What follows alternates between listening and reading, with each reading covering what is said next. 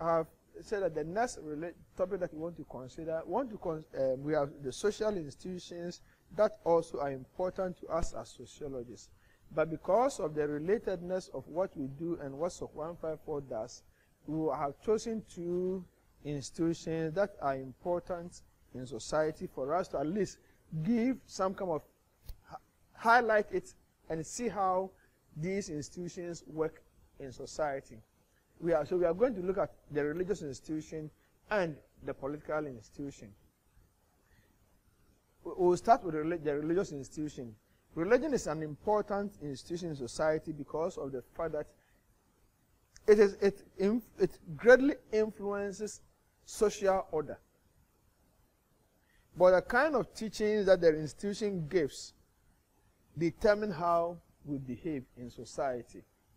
And if we look at in the olden days, religion provided legitimacy for authority, emperors, and then kings in those periods. And so we want to look at religion and how it affects social behavior.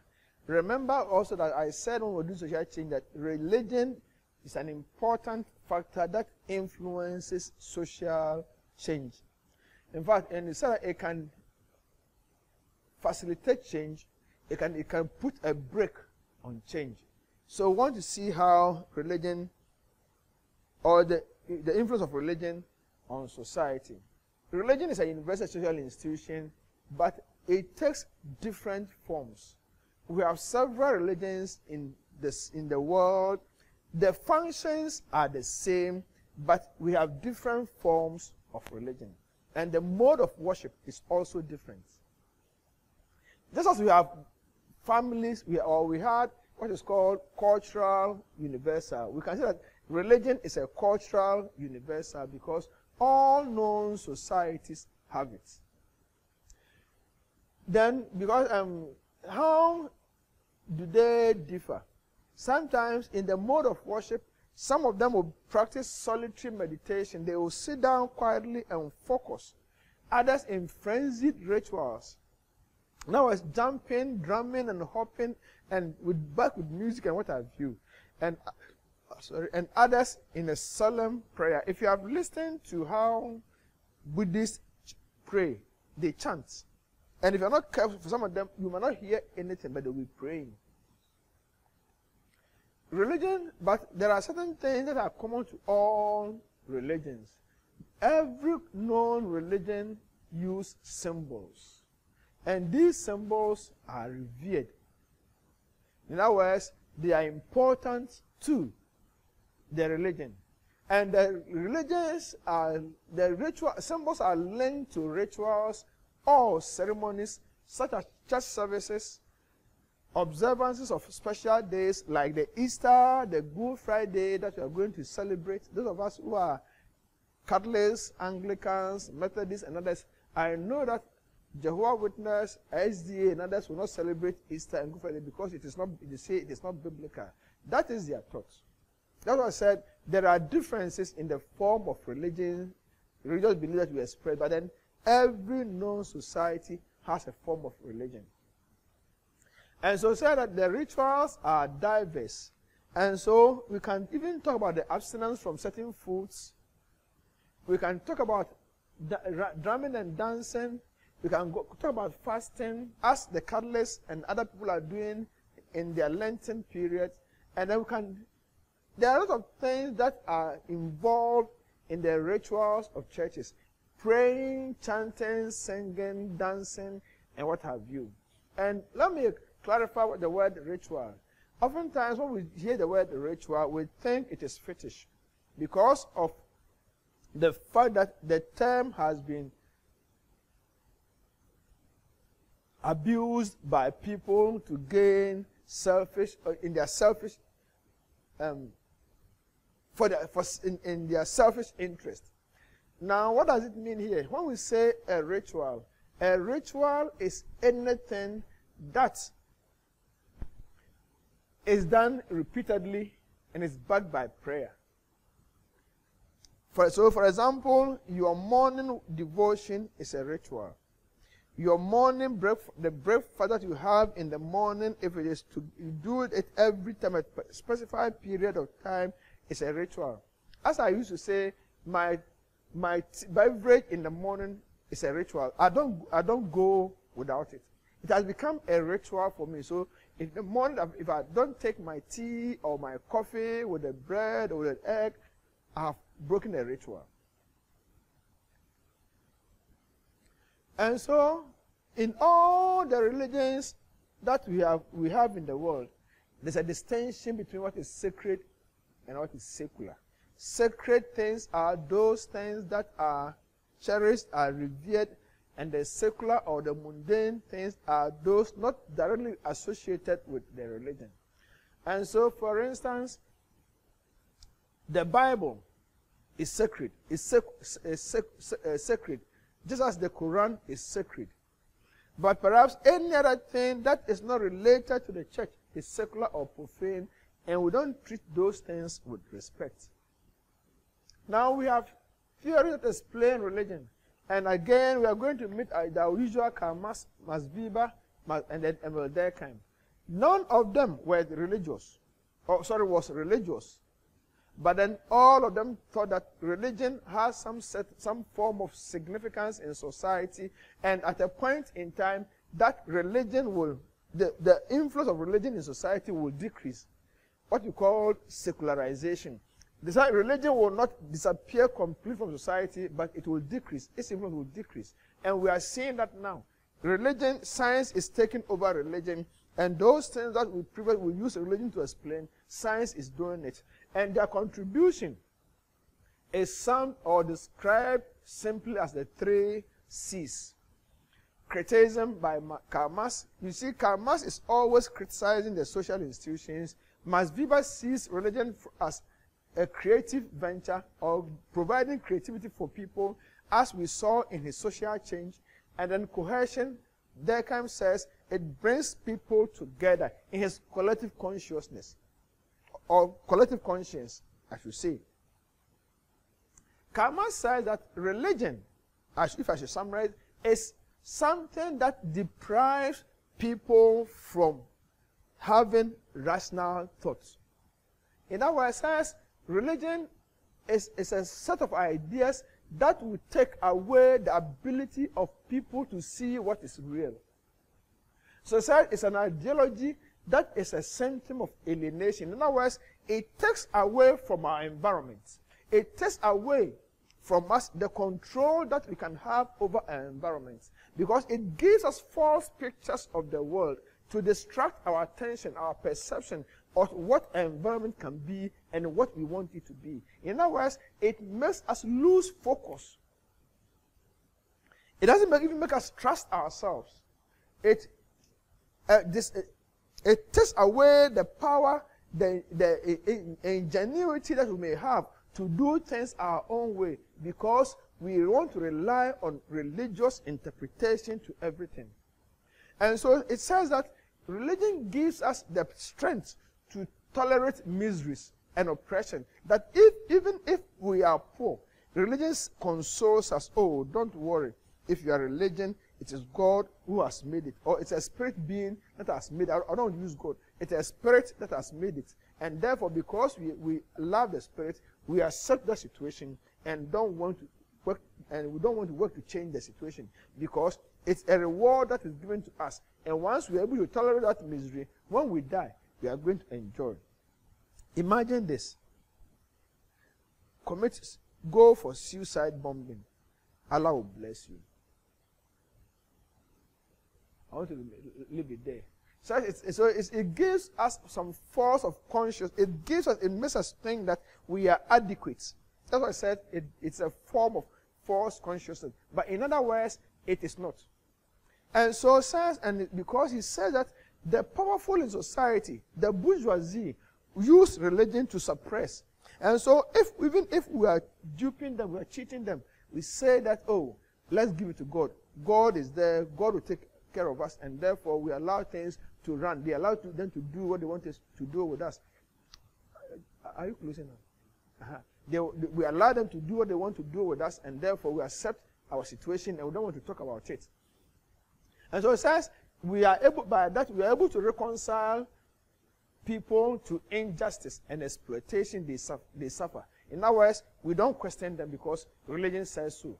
If we are poor, a spirit has made us poor. If you are rich, a spirit has made us rich. So accept your situation and don't complain. And so Karl Marx, in his conclusion, says that religion is the opium of the masses. It is the sigh of the hard-pressed creature, and the heart of the heartless world is the opium of the masses. What does it mean to say that? He says that religion takes away our power. It takes away our sense of reason. It takes away everything that we have, and it reduces us to something like a vegetable, a person who cannot think for himself, who has no power to reason. That's what Karl Marx says. And so, for him, religion should be banned from society because religion doesn't make people think properly and properly. That is why in most communist countries, religion was not allowed there.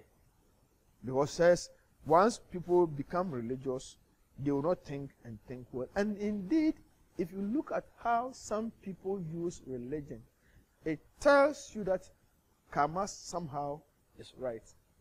They will go to every extent to do what their pastor tells them. They don't question their pastor.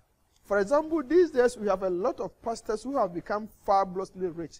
And then the church members always will become poor. They don't question the source of the income.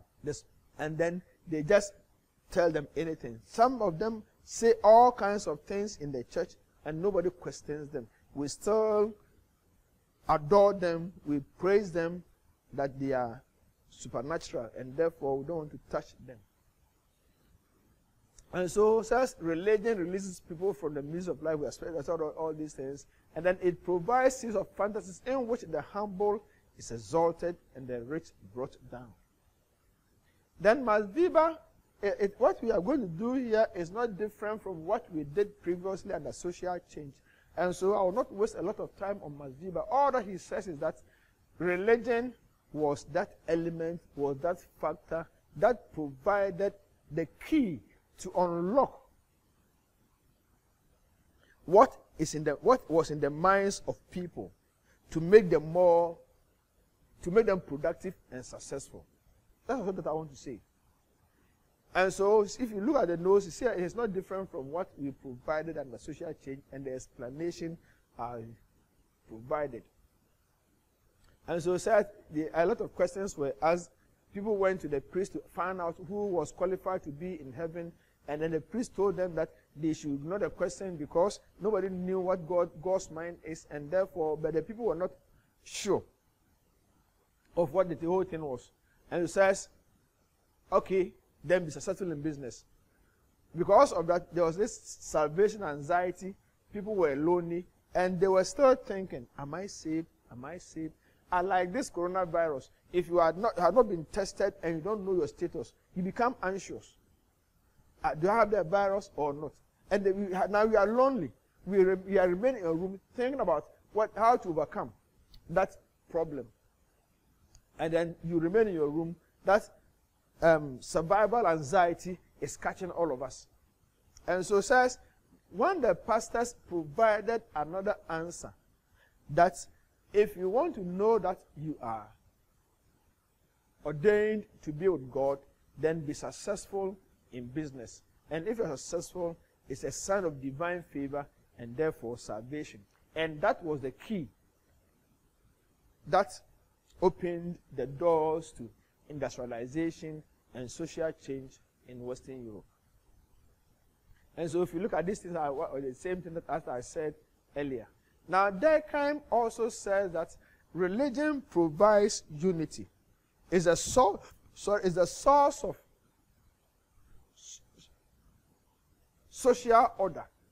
Because when people have the same faith, they have the same belief, they have solidarity. We move together, we are united, and therefore there is cohesion.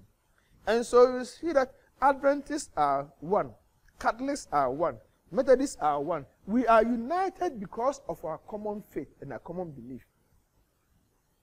That's why I said the rituals that Sabbath serves to promote solidarity of the community. We go to church and then at the church says, peace be with you. Let's share the peace of God. Others will say that let's go around and then introduce ourselves and welcome each other. And we move around, we embrace, we hug, we say all kinds of things to our friends, indicating that we are united. And we sing this on, we are one in the Spirit, we are one in the Lord, and then there's one community, and therefore all of us are one. We are united. So it brings about it makes social life proceed in relative harmony. Because we are one, we have the common belief, we don't want to hurt ourselves. We want to live in unity and solidarity. And so Durkheim says that society without religion is unthinkable, because religion is functional. It provides the human being with a meaningful picture of their social and natural environment. In other words, it helps to understand what our society is, what we are, and what the nature of the environment is. So that's why I said religion provides a total view of the world. Now we have said earlier that we have religion, but we have different forms of religion. And so we have different forms of religious organizations. And according to Weber and Cont'd, I don't know, there are two main religions. There are two main types of organizations in, let me say, Christianity. Now, our focus here is not on the other religions, but on Christianity, because Christianity is a bit unique. So we have the church and sects. A church, what is a church then? A church is a large, well-established religious body. It is bureaucratic. There is hierarchy of officials, and then it believes in, it is a bit conservative, let me put it that way. There are two types of churches. We have Ecclesia and Denomination. The Ecclesia is the church that claims membership of almost everyone in a particular society or several societies. In other words, the membership is compulsory, especially the Catholic Church in the ancient Roman Empire. Everybody in that empire was a Catholic. Until Martin Luther came with this Protestantism, and then people broke away from the church. Modern day France is highly Catholic. Some other countries in the South America are highly Catholic. England is the Anglican Church, Sweden the Lutheran Church. If you are to go even to Islam, Iran can say that Islam is an ecclesia, because almost every member of the society is a Muslim. Saudi Arabia, Indonesia, and those places have the same thing. That's what I said, in the Islamic world, we have Indonesia, Malaysia, Iran, Saudi Arabia, and then what have you. And even in Gambia, Yahya Jammeh declared Islam as the official religion of Gambia. Senegal too, it is there. Then what is the denomination? It is a bit smaller than the Ecclesia, or its dominance is not as profound as the Ecclesia, but then it also has a lot of following in the society.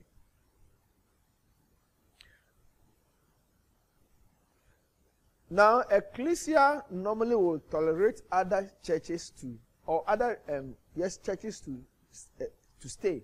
But in most cases, Ecclesia do not prevent or do not allow other churches to exist in the community. Even though in modern societies, in Christianity, it is difficult to have that.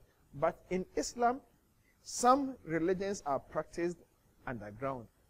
And the membership is said to be voluntary. In other words, a person decides to join. In the Ecclesia, we said membership is compulsory. But in the Ecclesia, in the denomination, it is voluntary, but it is somehow involuntary. In other words, people go to the churches that their parents attend. That makes it a bit compulsory. Then we have the sect. This is where there's a lot of interest.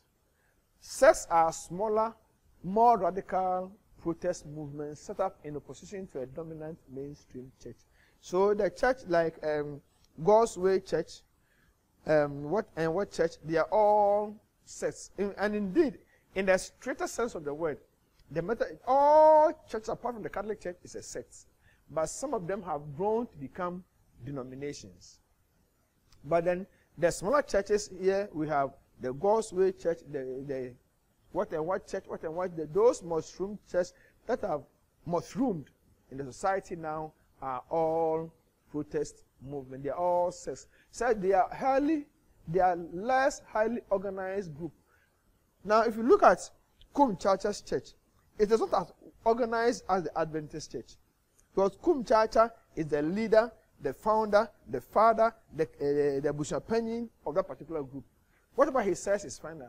The same thing applies to Obinim, perhaps Opambo, and other pastors in the society. Then they mostly aim at discovering and following the true way. See, when they are preaching, they think that their preaching is the best. Because they pick the literal meaning of what they see in the Bible and use it to teach. But if you look at the denominations, they pick from different sources, make them and extract, and then present it to their followers. But these people will think that they are find the true way, and so they tend to withdraw from the surrounding society into a community of their own. And so they think that because their church is superior to any other church, in all the other churches, because they are giving the right teaching. And one typical example I would say is the Church of Christ. They think that their church is the only church that is legitimate. Such believe that their interpretation of Scripture is literal and the route to salvation. That's what I just said. And then they see as other churches as corrupt because they are providing the true way. They are providing the literal meaning of what is right, the Bible says. And therefore, if you don't follow us, it means that you are not doing the right thing. And such appeal to very specific type of people, especially those who are marginalized and those who have problems in society. Because they think that the bigger churches have not been able to solve their problems for them, they will move to these smaller churches.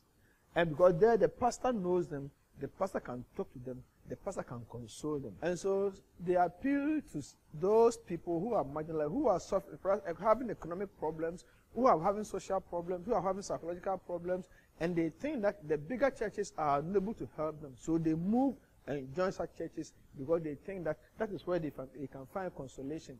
And then they are highly united. It's like a busunya, highly united. That's why I said they are integrative of those who join. They are highly united, and then normally the leader behaves as the kinship and the head of the busunya. That is why sometimes when they start and they are small, they are able to visit. They have everybody's number. They are able to visit them one by one. If you don't come to church today, they know that you haven't come to church today. The pastor will call you. What happened? They will come and visit, and that is how they work. And so again, they stand to express the needs and predicaments of people who are undergoing rapid social, economic, and then cultural transformation. That is why I said they appeal to certain type of people. And even those who are big and they are experiencing rapid socio-economic transformation and they find it difficult, especially a rich man who is suddenly losing all his fortunes might find that place comfortable. He goes and consults the pastor, and the pastor will give him all kinds of advice, what they normally call akwankyerɛ, counseling. And that is why it will be, before you realize they have gone there. And that is how this church, MOPA, has become big. And so when a person's status is changing gradually and the person doesn't understand, he finds that place comforting. Let me go there and seek akwankyerɛ. Let me go there and seek counseling. The pastor will be able to tell me. So the pastor will tell you all kinds of things. So as I was saying, MOPA started as a sect. Now it is becoming big. At a point in time, to become a denomination. And these people profile what is called cultic discipline, strict discipline. They tell their members, don't do this, don't do that, don't do that, and they accept it without question. Now we have two types of sects. We have millennial churches, sects, and then thaumaturgical churches. The classification is based on what they teach and stress most.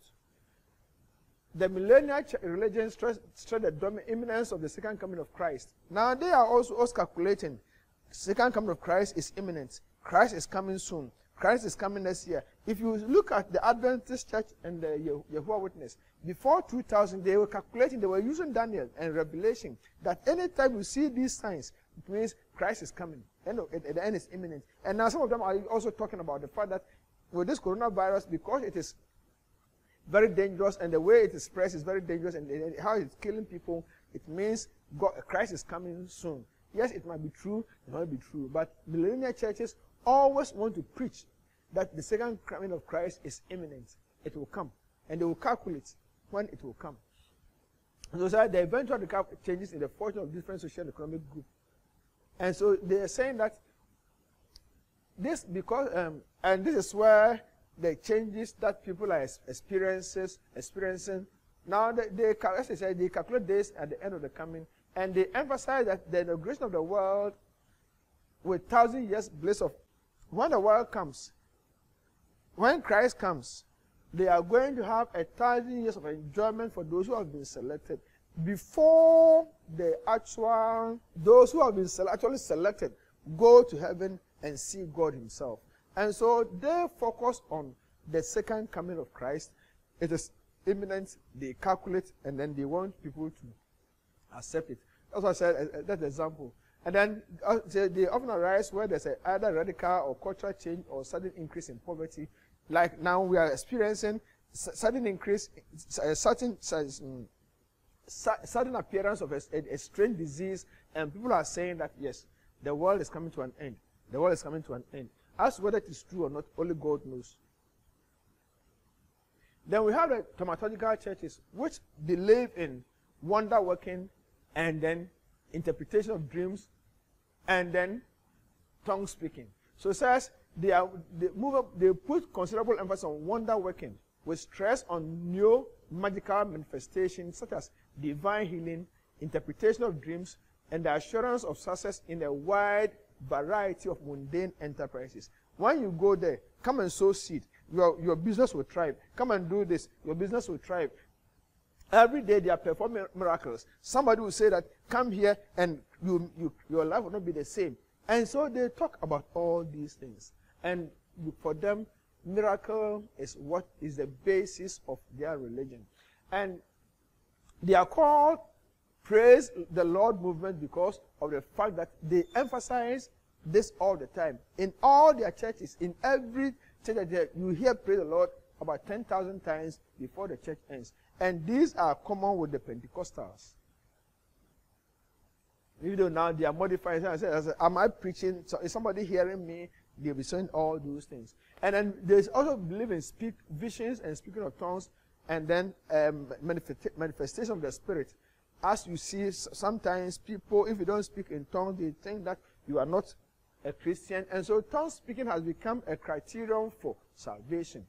And so that I assume one of the foremost professors in sociology in Ghana says, those who speak in tongues have a problem with linguistics. And so one day, as soon as we start, let us pray, they go to tongues. Because if they speak in tongues, nobody will mark their English. Let's forget about cause and then so that you see that from what we have learned that religion is very, very influential when it comes to in society, and how religion operates and its effect on people is not a small thing. Once people believe in religion, their pastors tell them anything, and they are willing to do it without question. Now, the last one that we want to look at is the political institution. Now, we must have law and order in society. And if society must move on well, society must be orderly, there must be peace, and so that people can go about their normal duties. And this is the work of the political institution. This means that through the political institutions that some people acquire, but it is through the political institution that people acquire power and exercise it over others. If you look at the source of power first semester, so we have two sources, where we have the consensus model and then the conflict model. And it talks about how people can get their power in society. And so power, therefore, is a central concept in the sociological study of the political institution. That the basic question is that what is power? Who has it? How is it used? How is it acquired? And this is what we want to briefly look at, and then we bring our lecture to a close. Power is the ability to direct others even against their will. And so if I tell you that when we come for lectures, don't use your phone, I have power. And I have used my power to tell you to do something that I don't want to see in the classroom. And so it could be seen as a capacity to produce and contribute outcomes. And so when I tell you not to use your phone, you keep your phone in your bag. And if I'm coming and you're holding your phone, you hide your phone in your bag, because I have said that don't use your phone. It tells you I have power. So, and Max Weber has given us a concise definition of power, and he says that it's a social relationship in a position, in a situation, it's a social relationship where one can have his or her own way, even though the person that he is trying to influence will resist. In other words, it says, power is a probability that an actor within a social relationship will be in a position to carry out his or her will despite resistance, regardless of the basis on which that probability rests. So in the classroom, when I tell you not to use your phone, I've been able to use power, even though some people resist by trying to use the phones in the lecture hall. I always maintain that you have no right to use your phone, but I have the right to use. Sometimes I can pick my phone and pick a call, but you cannot pick yours. But where that source of power is, nobody knows. But I have used it. That's what it says. Regardless of the basis on which the probability rests. No statute in the university tells me that I should tell you not to use your phone. But because we want the classroom to be peaceful and conducive for teaching and learning, we say that don't use your phone, don't talk in the classroom, don't disturb the classroom while the lecture is going on. There are two forms of power. We have coercive power, which is coercion, and an authority. Coercion is the essence of power through force or threat of force. And then authority is power supported by norms and values that legitimate its use. And so, if in the classroom, I say that if you don't come to the classroom early, I'll drive you. It can be coercion. But I'm using force to do that thing. But if there's a written law in the lecture, especially the vice chancellor has power to withdraw you if you don't write exams. It is supported by norms. It is found in the student guide. It is there that if you fail, if you score below 40, and your average is below 45, you can be repeated. That is power exercised by the vice chancellor because it has been stated in the student handbook. But if the vice chancellor says that because you are tall, taller than him, or bigger than him, I'm withdrawing you, and he says he withdraws you, that power, that is power. It is not based on any norm or value. However, both power and authority produce compliance. In other words, whether I use power to say, if you don't come early, I will drive you away, and it is not written anywhere, or it is written in the student handbook that if you fail, you must be repeated. When you say that you have failed, we are repeating you, you must accept. Or when you come late and I said, I have driven you out of the class because you have come late, you must comply because it is compliance. The two produce compliance, obedience. Then says that we have as I said earlier on, we spoke about the consensus notion and the zero-sum notion of power as to how people get their power in society. From the consensus notion of power, that power or that authority is given by society to the person who has the power. And he used that power in the name of the group. But in the zealous or constant separation of power, the person who has the power will seize the power because of some because the person has something, and he used the power to suit himself. And so Max Weber sometimes say that yes, the second is what is in the society. We seize the power and we use the power in our interest. And then feminist sociologists also say that the man seizes the power in the family because society has made him so, and you use the power to abuse the woman in the family. The functionalists think that power is something that is possessed by society and which is given to somebody to use on behalf of the group. And we talk about the fact that that power can be withdrawn. The consensus was that power can be drawn if the people think that you are not using the power as expected. Especially 2012, 2016, Ghana gave his power to President Mahama. In 2016, Ghanaians felt that no, that power was not used appropriately. So they withdrew that power from him and gave it to Akufo-Addo. If all things happen well, 2020, December, we are going to examine Akufo-Addo. If Ghanaians think that he has done well, say go again. If they think that he hasn't done well, you take it away from him. That is a consensus model made by the structural functionalists. But when it comes to the zero or constant stagnation of power, Akufo-Addo will seize the power, and if Mahama wants, come and remove me with force. And that is why in most cases, for the zero sum, we say that the power is seized, and that person used the power to satisfy his interest. And so Weber says that power is a relational concept because two people are involved or two groups are involved and one uses the power over the other. In the zero-sum notion of power, power is asymmetrical. It means that some people have it, others don't have it. So it's not symmetrical, it's not equal. If we put it on the scale, it will tilt in favor of one person and the other will not have the power, and that is have the power. And over here, that power is used selfishly. The person who has the power will use it in his interest because he, based on what certain attributes, use the power or seize the power and wants to maintain that power because he doesn't want anybody to enjoy what he or she is enjoying. Now, there are three forms of authority. We have traditional authority, legal, rational, and then charismatic. And the classification is based on the kind of claim to legitimacy made by each of them. I want to talk about traditional authority. It is based on ancient custom and tradition. Like the Otumfuo's authority is traditional. It is based on ancient custom. So, or better still, it is legitimized by custom and tradition and cultural, established by cultural patterns.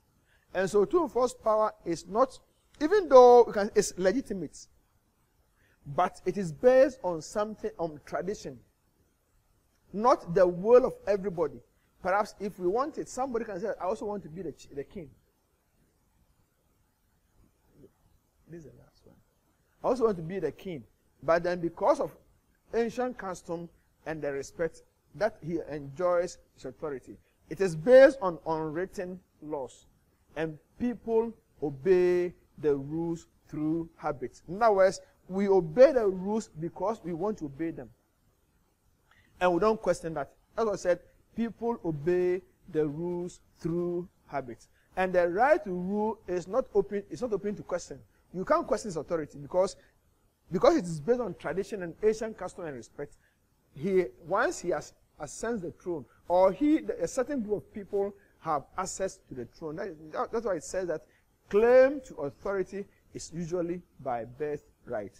So if you don't belong to that particular group, you cannot access that particular throne. And you can't have that power. So power seems virtually unlimited in practice. If you see Otumfuo's power, or the Garmanche's power, or the Ochenhene's power, the Bonyewura's power, you would think that it is unlimited in practice, but in theory, it is limited. He has advisors, council of chiefs, who advise him, and they can distool him if he disobeys them. So that says there are informal social norms which set the boundaries within which power is exercised. The chiefs will advise him how to do things. And if he disobeys, he can be distooled. That's why I said, if the limits are exceeded, it can lead to distoolment or silent position.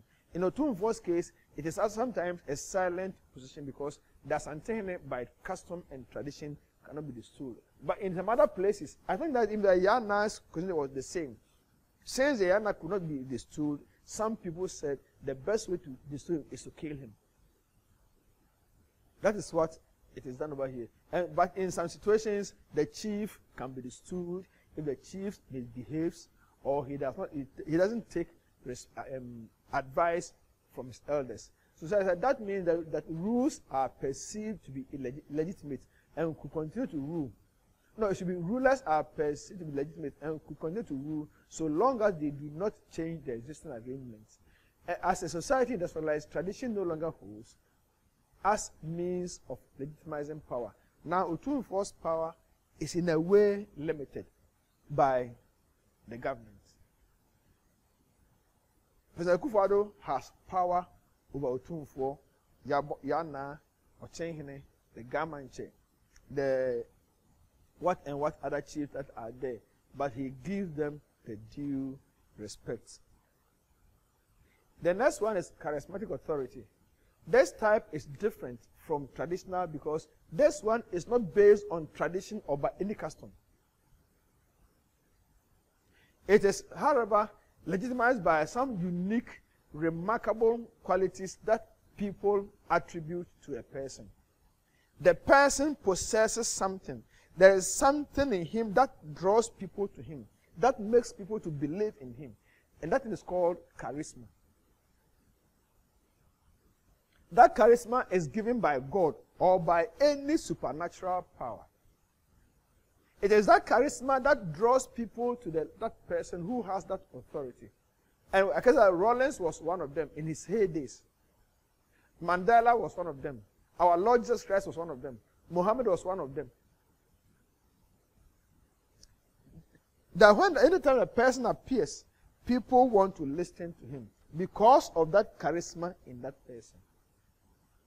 As I said, the charisma inspires devotion and obedience. So people believed in Christ. People believed in Muhammad. People believed in Gautama Buddha. People believed in Confucius. People believed in Mandela, in Rollins, in Kwame Nkrumah because of the charisma in them. And because of the charisma, they are able to change existing structures, existing rules. Look at what Jesus did. It says the Sabbath was made for man, not man for the Sabbath. When he ate during the Sabbath, when he visited sinners or the so-called sinners in the mode of the tax collectors, the Pharisees felt that these people are sinners. They don't belong to us. So as a Jew, you should not have any association with them. But Jesus said, no. Changing rules. And he said, if somebody strikes your left, instead of replying, he says, turn the other one as well. Changing the rules. Changing existing structures. Because of the special powers that are found in them, and because people are willing to obey them, they are able to change rules. Because of that, they are seen to be a threat to public order. And that was why the Pharisees killed Jesus. Because they saw him as a threat to public order.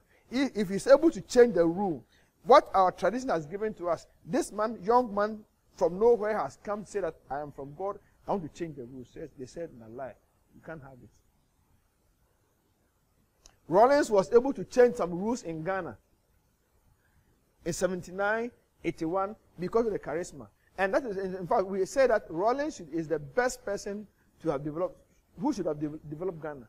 Because he had those times, people were willing to obey him, to be obedient to him. Even though there was silent opposition, people were willing to obey him. So he should have used that as a means to change and develop Ghana. So as I said, they are a threat to public order.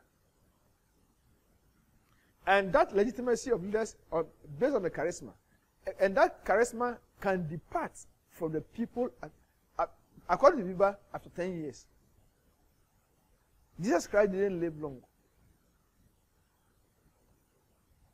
Kwame Nkrumah, when he came first, had a charisma, but later, when the charisma left him, he became dictatorial. Rawlings, when the charisma was leaving him, he became democratic. That's, in other words, legal, rational. So said, the legitimacy of the leader is based on the charisma. People obey charismatic leaders because of the promise they make or because they want to believe them. The charisma is usually spontaneous and irrational. You cannot determine the source of the charisma. Christ said, my powers were given to me by my Father, whom you cannot see, but I can see. And said, because of the fact that the charisma has no tradition, it has no basis, it's not supported by any moral, any cultural norm or whatever, it is highly unstable. Because there's no tradition to guide conduct. And therefore, succession becomes a problem. When the person himself dies, who succeeds him becomes a problem. And so because it is based on inherent qualities of the leader, it is undermined if the leader dies, and there is always a problem of succession. Because that leader alone knows the source of his power. When he dies with the power. No other person can have that power. And so says, if they want to persist, then they must change what Maziva calls routinization of charisma. They must transform themselves into either traditional authority or legal rational authority. That's what I said, the transformation of charismatic authority into some combination of traditional or bureaucratic authority. And so, charismatic leader is charismatic authority is highly unstable. But traditional is stable. Now we look at the last one, the legal rational, which is where society has its power. The power is based on constitution, is based on norms, is based on explicit rules and procedures that define the roles, the responsibilities, the duties, and the rights of the holder. And so it emerges when people become rational and want to conduct their public life or the social life in a rational manner, like bureaucracy, that Maziva said earlier. That's what I said. It is literally referred to as bureaucracy, meaning rule of administrators, which is based on rules. Bureaucracy, according to Viva is the most rational form of organization. In our present society, the constitutional government that we have is legal rational authority. And so the position is done, there's a chain of command, and then people do what is right based on the rules that are provided. How does the Marxists view power? They say that it's the source of exploitation of one group by another. It says the starting point of the study of power, according to the Marxists, is the study of class relationship and especially economic power. For Karl Marx, wherever he comes in, there's a relationship between two groups. Those who see that those who own the means of production, those who control economic power, controls political power, and then they use it to suppress the class that doesn't have economic power. So that brings us to the end of the semester's work. I am sure that, though not in a normal rule where we can ask questions, you will find this lecture useful. It will serve as a guide. Whilst reading the slides, please use the detailed notes as well. It is better you understand the slides and then you read the detailed notes as a means of enhancing your knowledge, because the slides alone will not give you the adequate knowledge that you want to have. Thank you very much, and God bless us all. And may we all stay safe and do what the government is telling us, so that when we come, if we come back, or when we come back, we'll meet all of us together, and then we enjoy not life as it used to be, but then have that relationship that existed before we went away. God bless us all and stay blessed.